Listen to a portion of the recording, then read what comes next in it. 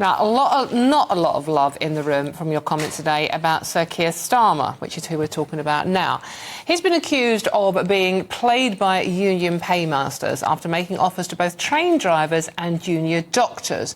Senior figures within the opposition, that's the Tories, you might remember them, have said the Prime Minister has lost control and soon all unions would be demanding double-digit rises, despite the fresh deals train drivers at LNER, as well as Border Force staff, announced they will be undertaking strike action over the coming months. Good luck, everybody out there. So, we're asking, has the Prime Minister been played, and will industrial action continue indefinitely? Let me pose that question to my wonderful panel, political commentator Matthew Stadlen and broadcaster Mike Parry. Now, front page of two newspapers today, The Express and the Mail. I get not particularly Labour-leaning, Matthew, but they're saying, you know, Keir Starmer's sold out to the unions, and he's putting unions and strikers before pensioners. What do you say to that?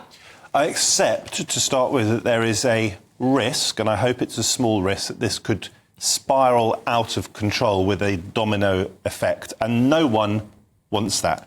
Ultimately, we all want the same thing, I hope, which is a prosperous country where, whether you're a train driver or you're working in the private sector, whatever it is, and of course Labour are renationalising the railways, aren't they, you get a decent wage. Just to give you a very small personal example, I had to do some bits and bobs, relatively low-level work on my car this week. I was expecting a bill of around £500, maybe, which would have been Bentley playing up again, is it? It's a VW Golf, other models are available. £1,777.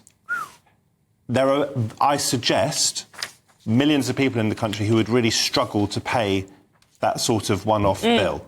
So the cost of living is enormous. And we can all point the finger at train drivers or whoever it is we want to point the finger at and say, well, they're paid pretty well, aren't they? What about us? But people are really, across the board, I think, struggling to make ends meet. Now, the alternative to doing a deal with the train drivers, as Labour seems to have done this week, although I think they've got to still vote on it, and unfortunately there are going to be further strikes later this week. Over the conditions rather than the pay. Yeah, and I accept that this is awkward, to say the least, in terms of headlines for Labour's Transport Secretary. But the alternative to getting your hands dirty and doing a deal is that millions of rail passengers, whether they're commuting to work, whether they're going to birthday parties, funerals, whatever it is, shopping in the centre of towns across the country, they will be negatively impacted, so they will hate it.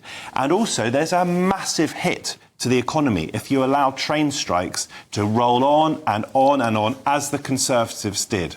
Of course, but we now have our doctors, junior doctors, nurses, teachers, civil servants, armed forces, police and prison officers, etc., etc.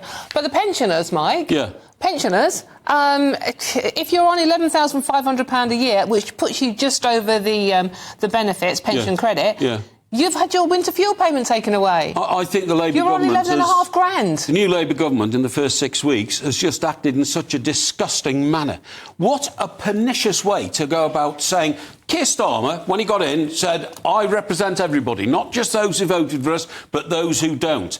It's largely believed that those who don't are pensioners. A lot of pensioners don't, because they've seen the problems that former Labour governments have brought to this country. What's the first thing they do? The most nasty and pernicious piece of legislation I can remember in all the years I've been in journalism, take £300 away from those who are most vulnerable in our society. Not most vulnerable. Pensioners Not most. who cannot afford to heat their own homes now. It'll either be eating or heating, because they get between £12,000 and £13,000 a year, but we're going to take that off them and give it to train drivers, so train drivers can have £70,000 a year, many of whom work a 4-day week, many of whom don't have to work weekends. What kind of social justice is that, Matt? What kind of social justice to attack pensioners, to threaten their lives because pensioners die of cold, and yet say, oh, because we're Labour, and by the way, the lady who's done all of these deals, Louise Haigh, right, who's the Transport Secretary, she's a former Unite shop steward. Surprise, surprise. Okay. That is like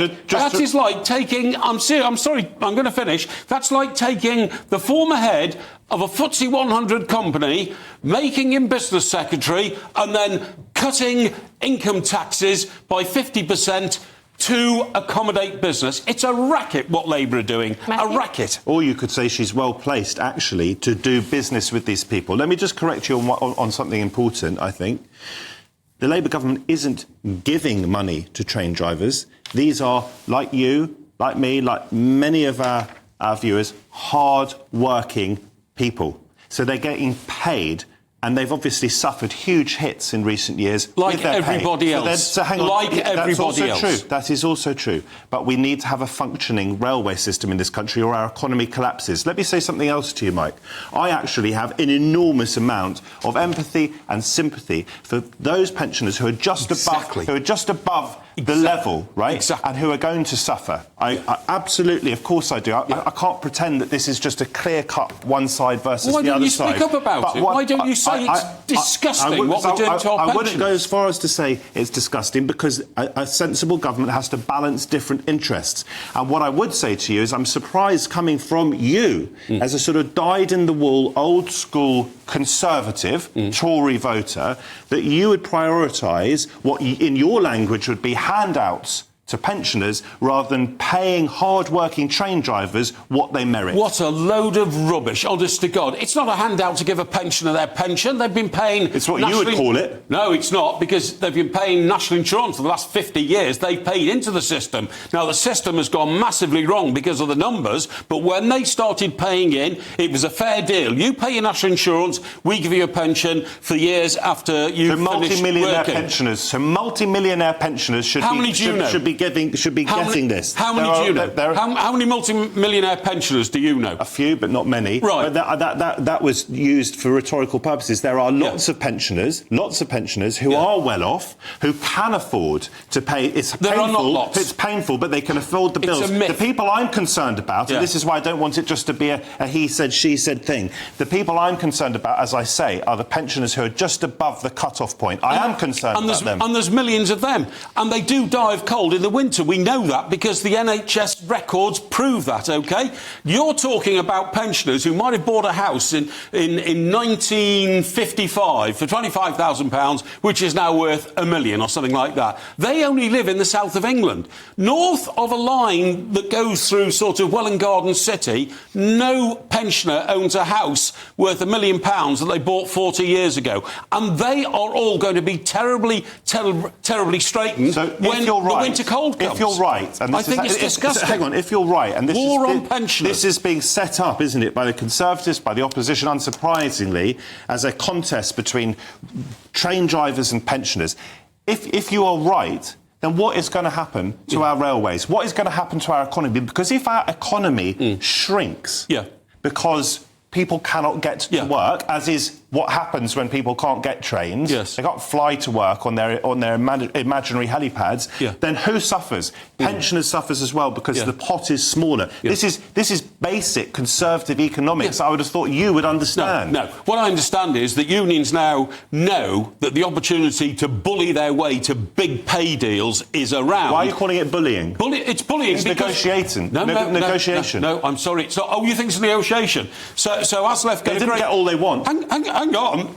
Excuse me. They still got a great deal, and then 24 hours later came back and said, "Oh, by the way, thanks for that, but we're going to have another dispute here at LNER. You know, thanks very much for the money, but now, boom, slap you in the face. We're having another deal." You know full well, Matt. You know because you're into the political reading situation. Unions will now be queuing up to try and get deals to match what the railway drivers have got. And what I said at the very outset was this is, I agree, an unfortunate headline for Labour because this has come immediately after they were heralding this deal. Yes. Okay?